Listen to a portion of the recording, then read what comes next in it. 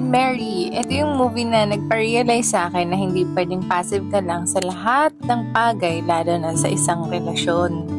Dapat bago ka pumasok ng relasyon, kilala mo yung sarili mo, kilala mo yung totoong ikaw.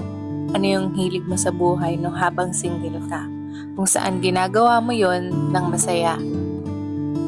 Para kahit may dumating man sa buhay mo o may nakarelasyon ka, alam mo yung boundaries mo at yung boundaries na di nila pwedeng gawin sa'yo. Para hindi ka mawawala, magstay o umalis man sila sa buhay mo. Kilala mo pa rin yung sarili mo. At ang pinakamahalaga, yung respeto sa sarili. Kung alam mo hindi ka nila kayang irespeto, una pa lang red flag na yun. Huwag mo na asahan na irerespeto ka nila in the future kasi na-tolerate mo yan una pa lang. Hindi, magbabago pa yan. Hindi ikaw ang nanay nila, no? Magtuturo at makakapagpabago sa kanila.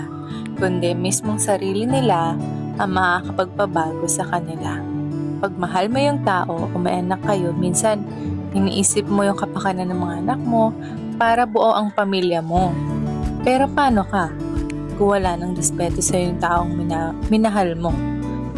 Hindi madaling mag-let go. Pero yung respeto at peace of mind mo, mahalaga yun para mag-function ka ng maayos sa buhay. Kaya hindi na baling mataas ang standards mo para sa kanila. Kasi yung tamang tao na nakalaan para sa'yo, lahat yun, ibibigay yun kasi yun ang deserve mo.